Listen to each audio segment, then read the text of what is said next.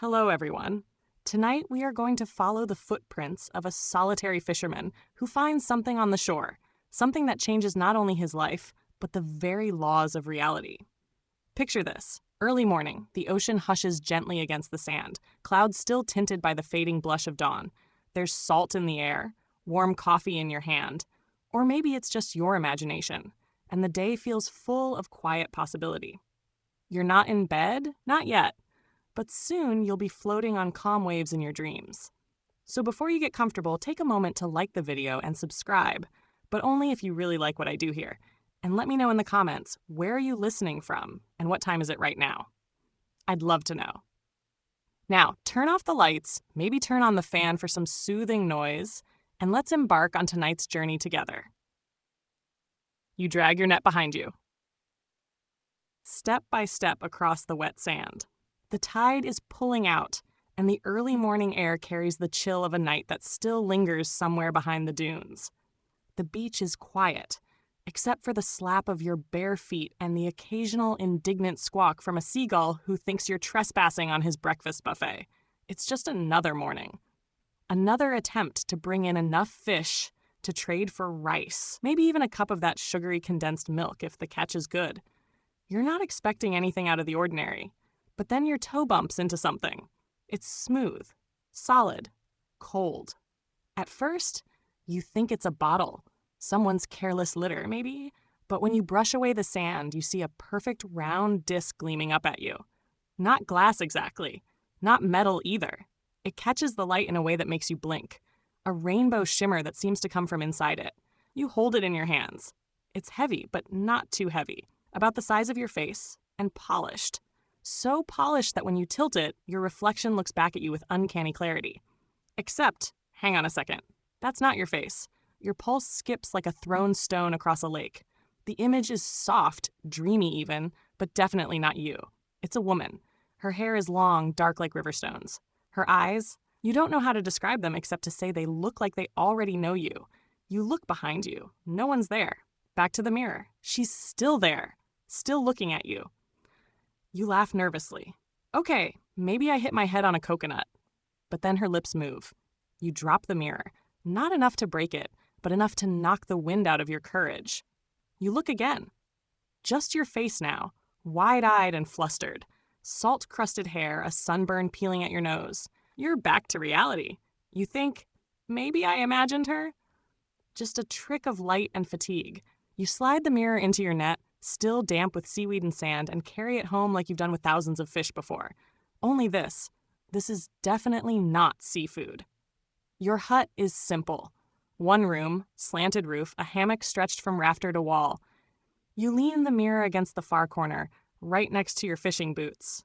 You think you'll clean it later. Or maybe sell it to that guy in town who collects weird stuff. There's always one.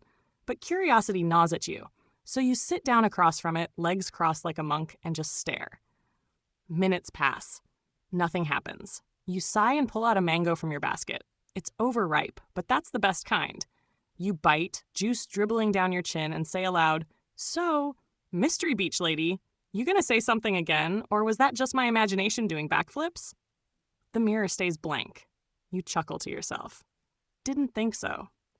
But as you get up, just as your hand brushes the edge of the frame to move it, there she is again.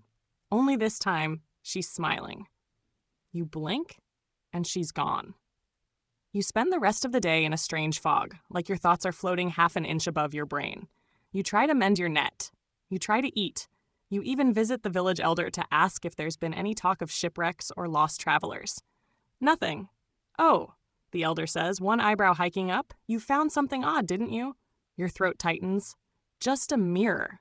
He hums, like that's not surprising at all. "Careful, boy. The sea doesn't give gifts. It makes trades."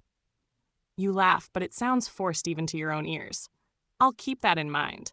That night, you sleep restlessly, and just before dawn, as the moon begins to slink away behind the hills, you dream. You're standing on the beach. Same spot. Same tide pulling back like the breath of the world. And she's there. Not in the mirror this time. In front of you. She's barefoot, her dress fluttering in the wind like it's made of woven clouds. Her voice is low and melodic. "You found me," she says. Your heart tries to jump out of your chest. I didn't mean to, you answer. She tilts her head, amused. But you did. Who are you, you ask. Her reply is simple. Your future, if you want it. You wake up drenched in sweat, tangled in your hammock like you wrestled a ghost all night. The mirror is still there. And now, so is the question. What exactly did you find on that beach, and what does it want from you? Waiting for continue. You're afraid to look at the mirror again. Not terrified exactly, just wary, like it's a cat that might scratch you if you pet it wrong. It leans silently in the corner of your hut, reflecting only your hammock, the roof beams, and a thin shaft of morning light. You go fishing, because that's what you do. That's what makes sense. But the ocean feels different today, as if it's watching you. Every splash of water against the side of your boat makes you flinch. Each tug on the net feels like fingers instead of fish. You shake it off. Too much mango last night. Or maybe you're just going soft in the head, like old Mew, who tried to marry his broom because it never talked back. Still, you catch nothing. Not one single slippery thing. Not even a crab trying to pick a fight. Back on the beach, you drag your empty net behind you, sulking like a kid sent home without recess. When you pass the village shrine, a little altar perched on a flat rock with burned incense and red thread, you stop and stare at the offerings. You don't pray often. The gods already know you're mostly just winging it through life. But today you mutter, if that mirror thing is some kind of joke, please, make it stop. I don't want curses or ghosts or dreams I can't wake up from. The wind picks up just then, and a mango falls from a tree, landing at your feet with a soft thud. You stare at it. You've got jokes, huh? You bring the mango home anyway. By late afternoon, the village already knows. Old Cian from the noodle stall corners you. I heard you found something shiny on the beach, eh? Something cursed? You pause mid-chew. I didn't say cursed.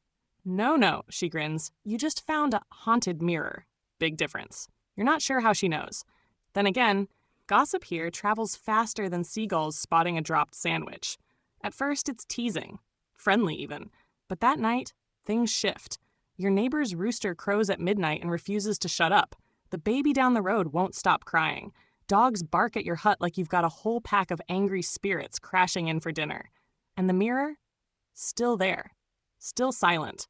But now the glass has a smudge on it. A perfect fingerprint. Right in the center. You didn't touch it. The next day, your fishing line snaps 3 times in a row. You go home with a wet shirt, no catch, and a sneaking suspicion that the ocean's just messing with you now. That's when they start avoiding you. You walk into the market. People stop talking. You try to trade for rice. The vendor slides the sack toward you like it's radioactive. Even the village kids, who used to follow you around begging for fishtails, now look at you like you might sprout fangs at any moment. You mutter under your breath, "This is getting ridiculous." A voice whispers back, "Yes, it is." You drop your bag, spin around, nothing. Your shadow stands politely in place. The sun's still high, no tricks, no ghosts. But when you get back home, the fingerprint on the mirror is gone. Instead, the entire surface is fogged. Not cloudy like steam, fogged like breath on a cold window. You reach out, and something moves on the other side.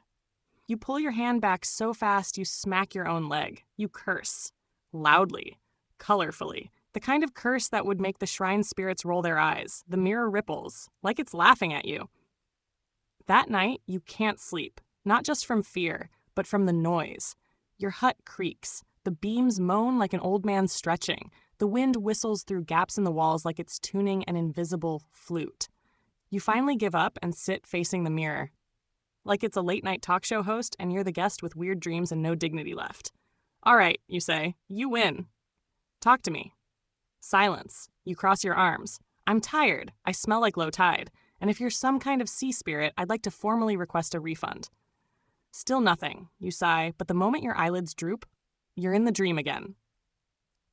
Same beach, same sky, but this time it's twilight. Everything glows faint blue, like someone dimmed the world. She's there again, standing ankle-deep in the water, hair long, wild, trailing behind her like smoke. She speaks before you do. "I'm sorry they're afraid. It's not your fault." You take a cautious step toward her. "Then whose is it?" "Fear doesn't need a reason," she says. "It only needs a shape. You gave it one." You frown. "I didn't ask for this." You looked into the mirror, she replies simply. You saw me. You shift your feet. Sand sticks to your toes. And who are you? You ask. I am what's possible. I am the question behind your silence, the answer in your dreams. You blink. That sounds like a poem that got lost on the way to its ending. She laughs, soft like waves curling under moonlight. You're not ready yet, she says, but soon.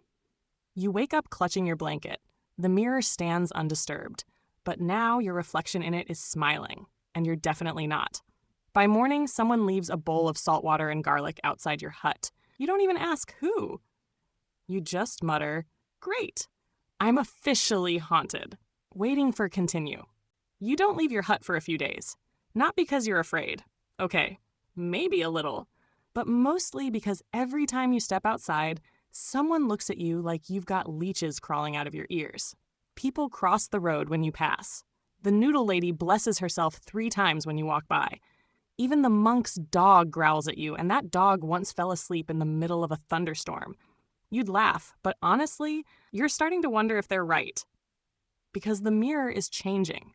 It still leans in the corner, quiet and unblinking, but the light inside it doesn't act like light should. It bends wrong, moves in little glimmers even when nothing else in the room does. And worse, every night, the woman in your dreams gets closer. She no longer stands in the distance. She sits with you now, touches your hand, smiles like she's remembering a joke you haven't heard yet. You try to tell yourself it's nothing. But dreams don't smell like salt air and jasmine. Dreams don't leave you with sand in your bed. On the 5th morning, you wake up to shouting. You sit up fast, hammock swinging. It's coming from outside, dozens of voices, angry ones. You crack the door open just enough to peek through. And there they are, half the village, pitchforks, sticks, pots, anything that can be used to chase the curse away. You swallow. Not ideal. Old Cian is at the front, eyes wild. We warned you, she shouts. Get rid of it. Bury it. Smash it before it takes us all. You step out with your hands up. Look, I didn't ask for any of this. Someone throws a coconut. Misses by a lot, but it's the gesture that counts. You say, okay, I'll get rid of it. You duck back inside, heart hammering. You grab the mirror, wrap it in your sleeping mat, and sneak out the back before anyone can see. Your feet carry you without thinking, blur past the banana grove, through the tall grass, all the way down the old jungle path. And there, under a mossy tree where you used to nap as a kid, you bury it. Just like that. You stand over the hole, sweating and shaking, whispering, stay there, please, just stay there. That night, you dream again. Only this time, she's not on the beach. She's in your hut, sitting on your hammock, swinging gently. Her eyes are sad. You buried me. You blink. I had to. I understand, she says, but you didn't do it for you, did you? You want to lie. You really do. But her gaze is like the tide. It pulls the truth out whether you like it or not. I was scared, you admit, of what they do, of what you might be. She doesn't reply, just leans forward and touches your chest with one finger. And then you wake up. There's a red mark right where she touched. You don't sleep the next night, or the one after. You sit outside your hut, wrapped in a blanket, staring at the stars and listening to the jungle breathe. You think about digging the mirror back up. You think about smashing it. You think about walking into the ocean and asking the waves to take it all back. Instead, you pack a bag. 3 dried fish, a pouch of rice, a spare shirt, a knife, a charm your grandmother once gave you, bone carved in the shape of a turtle. You head east, toward the hills, toward the jungle, toward the place people only whisper about when the fire burns low and the night feels too thick. The Oracle. She lives near a waterfall that sings louder than any bird. It takes you 2 days to get there. You almost give up twice. Once when a snake hisses at your ankle, once when your rice gets soaked in a stream crossing. But something keeps you going. A voice in your head, soft, persistent. You're almost there. When you finally see the stone hut nestled between roots the size of houses, you nearly cry. You knock. The door creaks open on its own. Classic Oracle move. Inside, the air smells like pepper and rain. There are no windows, no fire, just a single stool in the middle of the room, and a woman already sitting on it. She's older than mountains. Her eyes are milky, but they find you like sunlight through storm clouds. You brought her with you, she says before you speak. You freeze. She's still in the mirror. No, the oracle says. She's in you now. You sit on the floor, too tired to pretend you understand. I didn't mean to find her. No one ever does, she replies. You swallow. Is she real? The oracle smiles. As real as any promise. As real as the part of you that dares to dream. You tell her everything. The dreams, the voice, the villagers, the mark. When you finish, the oracle leans forward and whispers, You saw your future. Now you must decide whether to live it. You ask, What happens if I don't? Then you'll spend your life haunted by what might have been. And if I do, then you'll pay the price. You take a shaky breath. What price? Her answer is quiet. Your world or hers. You leave before sunrise, with nothing but a question echoing in your chest. Waiting for continue. You head home slowly. The jungle doesn't rush you. The trees whisper above, leaves brushing against each other like gossiping elders. Insects buzz, birds flit, and somewhere in the underbrush, something snorts, probably a pig, or something pretending to be a pig. You don't ask. You're too deep in your own head anyway. Your world or hers? You turn that phrase over 100 times, like a coin you can't stop flipping, hoping it'll land on its edge and spare you a choice. By the time you reach your village, your legs ache and your soul feels like an overcooked fish, flaky, damp, and way too salty. The first thing you notice?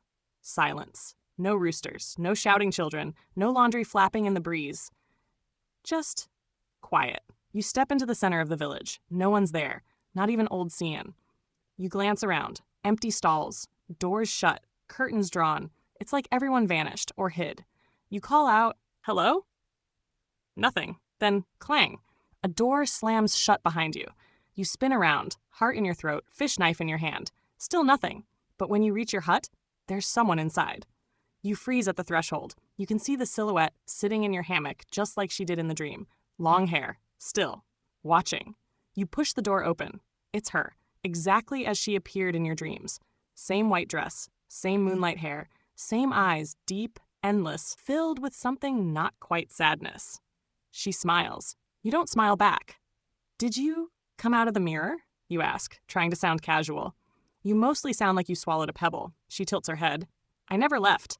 You just stopped pretending I wasn't here. Cool. So that makes complete sense. She rises from the hammock, steps lightly toward you. Her feet make no sound on the wooden floor. I only wanted to be known, she says. You looked, and I showed you. That's all. That's all? You echo. That's all? You crash into my dreams, turn the village against me, make my reflection wink at me. You smiled first, she says. You pause. I did. She nods, then gestures to the mirror, still leaning against the corner where you left it. Only it's not fogged, not warped. It's glowing, softly. And inside, instead of your reflection, you see a scene. Not your hut, not the village. A new place. Lush, green, a lake with floating lilies. A wooden house built over the water. She touches your arm. That's my world. It looks peaceful, but you're not an idiot. You know beauty doesn't mean safety. Still, you stare. There's something about it, like remembering a song from childhood you didn't know you'd forgotten. You ask quietly, Why me? She sits on the floor, legs folded beneath her, and says, Because you saw me. Truly, not just with your eyes. That's romantic, you mutter, or really creepy. I can't decide. She chuckles. You always joke when you're scared. You raise a brow. You know that? I've watched you, she says with a faint shrug. Through the mirror, every day. Yup. That's the creepy part. She looks away. I didn't mean harm. You sigh, rub the back of your neck. Look, I didn't sign up for this spirit romance travel through dimensions kind of thing. I just wanted to catch some fish. You still can, she says. But not here. You glance around your hut. Your roof leaks. The hammock smells. Your rice is probably molding. And yet, this is your world, yours. Leaving means giving this up, you whisper. She nods. And gaining something new. You look at her again. Her eyes hold promises. And risks. You say, What happens if I go with you? You become part of my world. Fully. You can't come back. And if I stay, she smiles a little sad, then the mirror fades, and I do too, like mist in the sun. That night, you try to sleep. You don't. Too many thoughts. Too many what-ifs. Too many strange, soft feelings curling around your ribs like vines. You watch the mirror until dawn. The image inside remains, unchanged, beckoning. And somewhere deep inside, you know, you can't live in both places. The next day, the villagers return. One by one, they peek from behind doorways. Walk stiff-legged like they're stepping through fog. Old Cian grabs your wrist. "Something passed over us," she whispers. "Like a shadow, and then it lifted." You ask, "Did you see her?" She shakes her head. "No, but we felt her." You glance back toward your hut. The mirror is covered now, wrapped in cloth, still glowing faintly beneath the folds. They don't ask questions, but they no longer look at you with fear. Only caution and curiosity. You're not cursed anymore, but you're not quite one of them either. Waiting for continue. You spend the day pacing. Your mind runs a marathon, overthinking every detail like a dog chasing its own tail.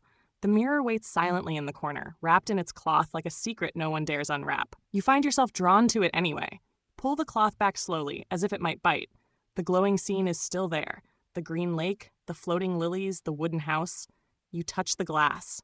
Cold, like a winter river. You swallow hard. "All right," you say to yourself, "let's figure this out." You decide to prepare. Pack a small bag for the journey you don't fully believe you'll take. You include a water flask, the last of your dried fish, your grandmother's turtle charm, and a small knife you've had since childhood. You stand in front of the mirror again. Her eyes meet yours from inside the glass, steady and patient. You ask, "How do I cross over?" She smiles, a smile that's both sad and hopeful. "You have to want it," she says, "not just with your mind, but with your whole being." You raise your eyebrows. "Well, that's vague." She laughs softly. "It's like fishing. You have to cast your net into the water and believe the fish will bite." You laugh, too. "Fine. Let's try your method." You sit on the floor in front of the mirror, legs crossed, hands resting on your knees. You close your eyes, breathe. Think about the green lake, the scent of lilies, the wooden house over the water. You imagine the sun warming your skin, the soft rustle of leaves, the gentle lap of waves. Minutes pass. Nothing. You open your eyes. The mirror ripples like a pond disturbed by a skipping stone. Her hand reaches out from the glass. You hesitate. Then carefully, you take it. The glass feels warm now, like the first day of summer. A pull, gentle but firm, draws you forward. The room tilts. The colors blur. You close your eyes to steady yourself. When you open them, you're no longer in your hut. You're standing on a wooden dock, the sun low on the horizon, painting the sky in pink and gold. The lake stretches out before you, still, clear, and full of lilies that glow faintly. Behind you is the wooden house from the mirror, raised on stilts over the water. You hear a soft voice behind you. "Welcome home." You turn. She's there, brighter than before, her eyes shining like stars caught in a river. You feel your heart pounding, not from fear, but from something like wonder. "Did I do it?" you ask. She nods. You crossed. You look around, taking in the unfamiliar scents. Fresh water, wildflowers, earth. You take a deep breath and wonder what kind of fish you might catch here. Days pass in a blur. You learn the rhythms of this place, the quiet hum of the lake at dawn, the way the wind moves through the trees, the songs the frogs sing at night. She teaches you about her world, about its magic and its rules, about what it means to belong. You tell her stories of your village, of the salty air, the noisy markets, the old shrine on the rock. She listens, eyes bright with curiosity. You laugh more than you have in months. And sometimes when the sun sets just right, you catch yourself thinking, maybe this is where you were meant to be all along. One evening, sitting by the fire, she asks, "Do you miss your old life?" You stare into the flames. "Sometimes," you admit. "But I don't regret coming here." She reaches out, brushing a strand of hair behind your ear. "Good," she whispers, "because there's no going back." You smile. "Remember the crocodile poop sunscreen joke you once told her?" She laughs softly. And for the first time, you feel a peace deeper than the ocean. But just as you start to feel settled, a shadow crosses the lake. Dark, moving fast. The water ripples violently. You stand, heart pounding. The mirror in your hut, far away, shatters. Your new home trembles. And you realize the world you left isn't done with you yet. Waiting for Tinyu. The night air thickens with tension, heavy as wet blankets pressed against your chest. You stand by the wooden dock, staring out at the lake's surface, which no longer shimmers peacefully, but churns like a disturbed pond. The lilies bob violently, their delicate glow flickering like candle flames caught in a storm. You feel her hands slip into yours, steadying but warm. The worlds are connected, she says softly, her voice barely above the whisper of the wind. What happens in yours can ripple here.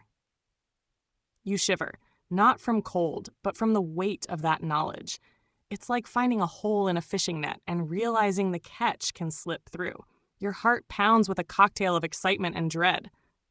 What does that mean for us? You ask, trying to sound braver than you feel.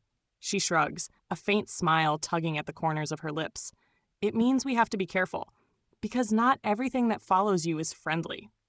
Just then, a splash breaks the eerie silence. Something large moves beneath the surface, dark and fast. Your grip tightens on her hand. Fish or crocodile, you joke nervously. She chuckles, but her eyes stay watchful. Definitely not the kind you want to catch. The next morning, you explore the village around the lake. It's unlike anything you've ever seen. Wooden houses built on stilts, lanterns hanging from bamboo poles, smoke curling from cooking fires. People with faces like hers move quietly, their eyes curious but kind. A little girl runs up to you, grinning and holding out a bright red flower. You take it, smiling genuinely for the first time in days. She giggles. You're new. Are you the fisherman? You nod, feeling suddenly part of something bigger. But even as you accept her gift, you glance back toward the lake. The water seems darker, deeper, watching. Back at the house, she tells you stories of her people. Guardians of the lake. Back at the house, she tells you stories of her people. Guardians of the lake. Keepers of secrets older than the tallest trees. They watch over the balance between worlds, making sure no harm slips through the cracks. You listen, fascinated. Her voice is soft, like the rustling of leaves, and the stories feel like gentle waves washing over you. She tells you about the dangers that come when boundaries blur, when something from your world crosses into hers uninvited. That's why your arrival caused ripples, she says. The mirror was a bridge, but it was never meant to be crossed so easily. You frown. So I'm a problem? She shakes her head. No, but a challenge. And challenges can be opportunities if you're willing to face them. You nod slowly, taking it all in. It's a lot to process. More than you ever expected when you set out fishing that morning.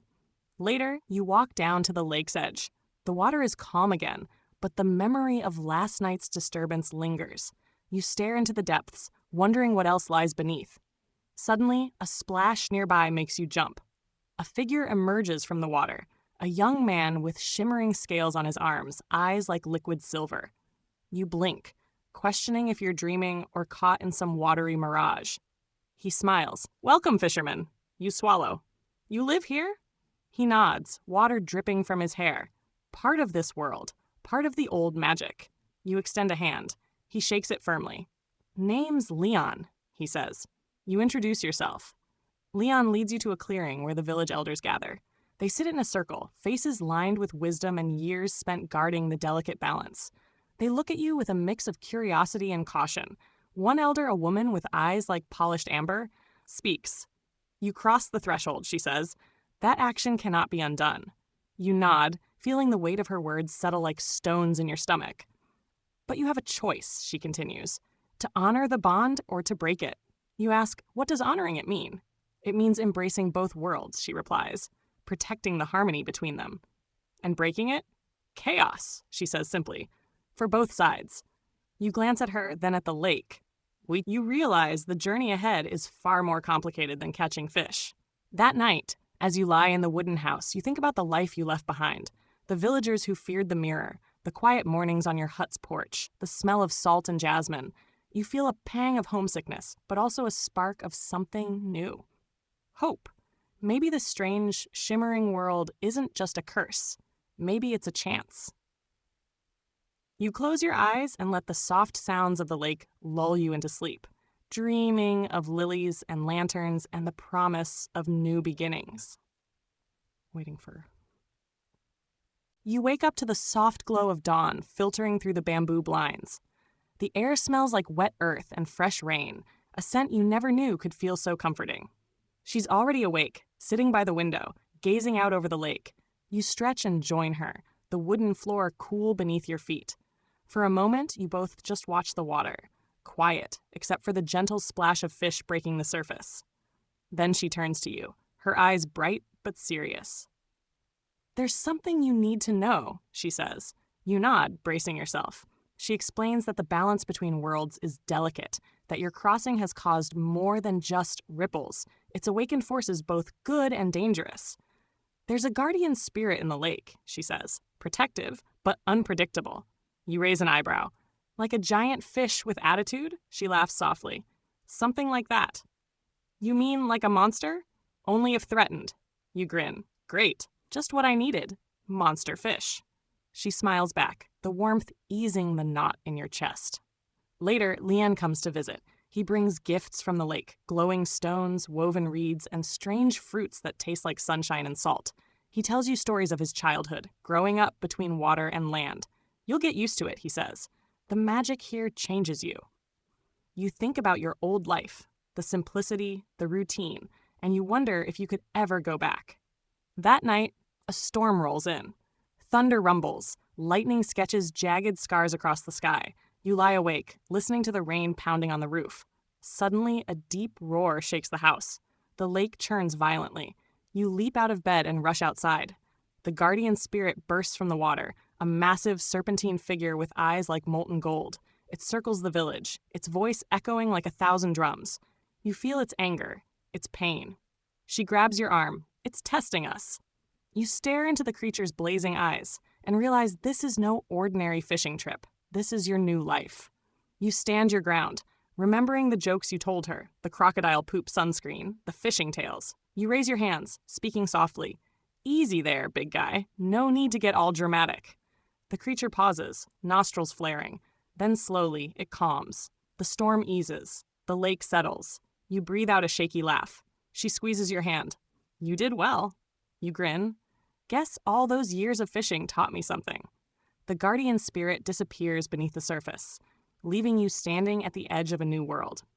As dawn breaks, you watch the sun rise over the lake. You feel a strange peace settling in your bones. You belong here now, between two worlds.